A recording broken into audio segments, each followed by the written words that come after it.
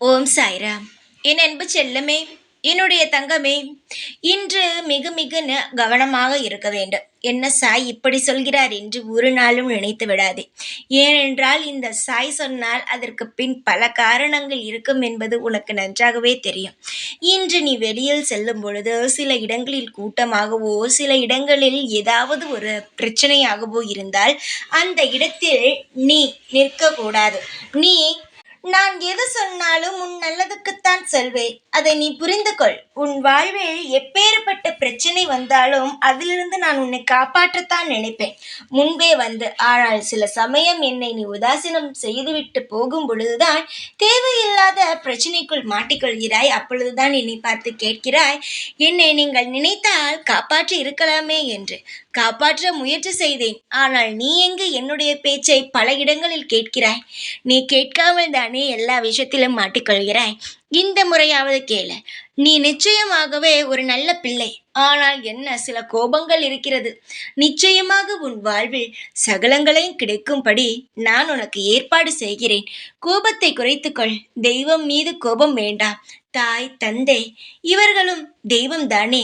நிச்சயமாகவே உன்னுடைய வாழ்க்கையில் நல்லது நடக்க வேண்டும், திருப்திகள் அனைத்தும் நடக்க வேண்டும் என்று நினைத்தால் நிச்சயமாக நான் ஒன்று சொல்கிறேன், அதன்படி நீ கேள்.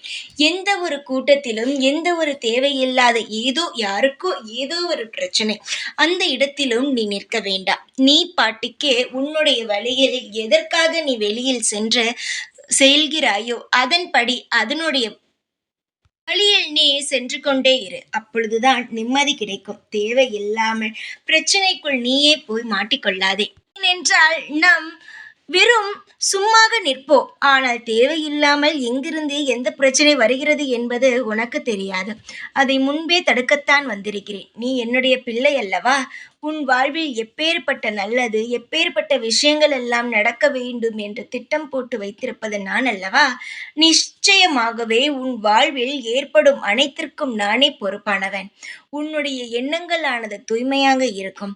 உன்னுடைய வாழ்க்கையானது மிக பிரகாசமாக இருக்கும். நான் சொல்லும் விஷயங்களை கேட்டு அனைத்தையுமே நீ நடந்து கொண்டால் உனக்கு பிடித்த மாதிரியே உன்னுடைய வாழ்க்கை மாறும்.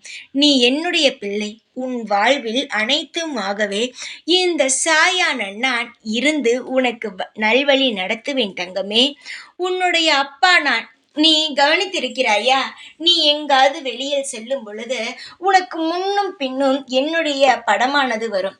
நீ ஏதாவது ஒன்று பேசிக்கொண்டு இருக்கும் பொழுது என்னுடைய படமானது வரும்.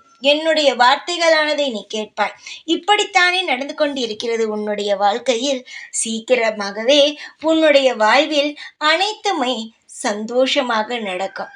கவலைகள் என்பது இருக்கலாம், ஆனால் அதுவே நிலையாக இருக்கக்கூடாது.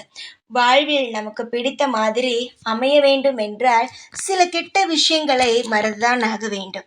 அனைத்தும் உனக்கு நல்லது நடக்கும். கவலை இல்லாமல் இரு. உனக்காக நான் இருப்பேன் எப்பொழுதும். ஓம் சாய்ராம்.